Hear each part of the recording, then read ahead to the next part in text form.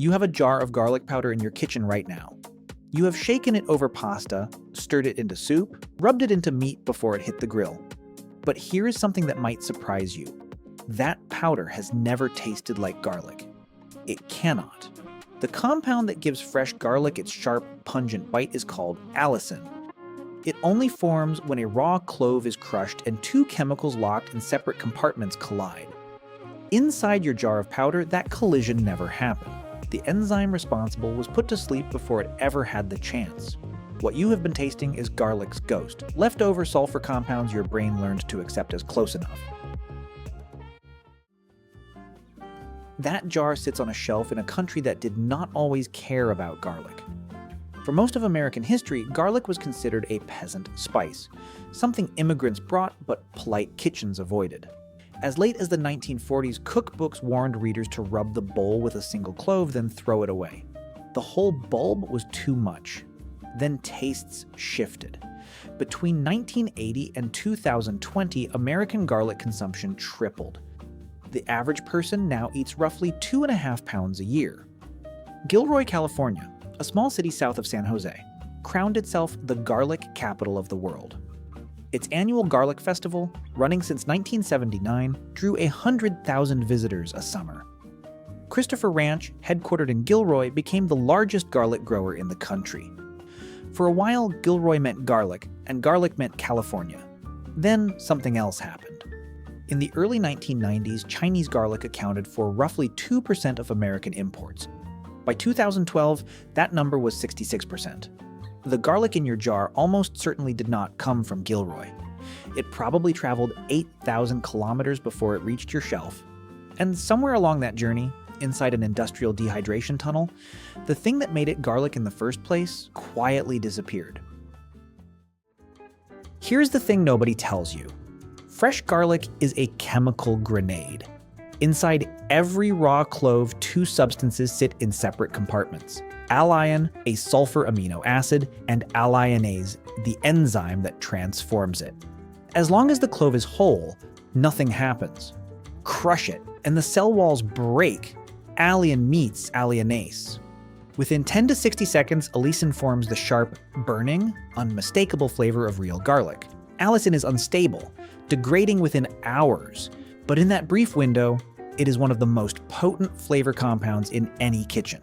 Now watch what happens in the factory. Bulbs are pulled when the lower leaves brown, too early and cloves are underdeveloped, too late and the skin splits. A separator breaks each bulb into individual cloves with flexible pressure, enough to crack the shell without bruising the flesh. Then air peeling. Blasts of compressed air strip the papery skin in seconds. No water, no blades. The skins fly off like confetti. The cloves move to washing tanks, where water and air bubbles scrub away dirt. Then slicing.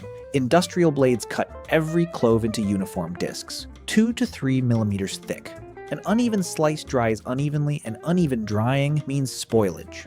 Now the critical step. The sliced garlic enters a tunnel dryer, a heated conveyor lined with mesh belts stacked in layers. Hot air circulates at 60 to 70 degrees Celsius. Over several hours, moisture drops from 65% to 6 to 8%. The slices shrink, curl, turn pale gold. And here is the moment the real garlic dies. Alliinase is heat sensitive. At these temperatures, it does not get destroyed. It gets inactivated. The protein folds that give it catalytic power warp and lock. The enzyme is still present in the powder, but it cannot do its job. Allicin is still there too. Both ingredients of the grenade survive, but the pin can no longer be pulled. After drying, the slices cool on open racks. Grinding them warm would generate friction heat and damage what volatile flavor remains. Hammer mills pulverize the dried slices into powder. The particles cascade through vibrating sieves, discarding anything too coarse. Silicon dioxide, less than 2%, is added to prevent clumping. The entire process takes a living reactive bulb and turns it into something shelf-stable, convenient, and chemically incapable of ever biting back. But the strangest part is what you are actually tasting. When allicin never forms, the sulfur compounds in garlic take a different path. Allicin breaks down through non-enzymatic reactions into secondary compounds. Diallyl disulfide, diallyl trisulfide, ajoine. These are degradation products. They carry sulfur notes your brain recognizes as garlicky, but they are not allicin. They are milder, more stable, less complex. Your palate has spent years learning to accept them as the real thing.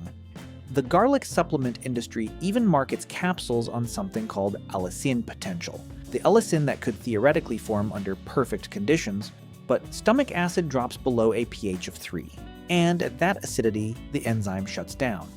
Even the pills cannot deliver what they promise. Here is where the story flips. The garlic in your powder did not just lose its chemistry. It passed through one of the most contested supply chains in the American food system. China produces more than 75% of the world's garlic, over 23 million tons a year. In 1994, the United States imposed an anti-dumping duty on fresh Chinese garlic. When producers did not participate in reviews, the rate locked in at 376%. That tariff is still active today. In 2024, a senator introduced the Sewage Garlic Imports Act, alleging Chinese garlic was grown in human waste and bleached for appearance. No other senator co-sponsored it. Importers found workarounds, relabeling shipments as roasted garlic or blending in 1% onion to reclassify and dodge the duty. The jar on your shelf passed through a chain you cannot trace. Now try something. Take a small spoonful of garlic powder, put it in a dish, add a few drops of water, just enough to make a paste. Wait 60 seconds, then smell it. That sharp edge that was missing, it is starting to come back. The dehydration process inactivated the enzyme but did not destroy it. When water returns, some of those warped protein structures partially refold. The enzyme wakes up, Allicin meets alliinase again, and for the first time since that bulb was sliced in a factory, allicin begins to form. It will not match fresh garlic. The reactivation is partial, but the difference is immediate. The flat hum of garlic powder gains a bite it never had straight from the jar. Garlic powder is not bad. It is not fake. It is a different substance than what it claims to be. And the process that made it convenient is the same process that made it less alive. The label says garlic. The chemistry says otherwise. And now, every time you shake that jar, you know what is missing and how to bring part of it back. That jar is still on your shelf, but now you know what the powder lost, and what 60 seconds of water can return. That is the process. We reveal how things actually work, one story at a time. If there is something you would like us to explore next, let us know. Until then, trust the process.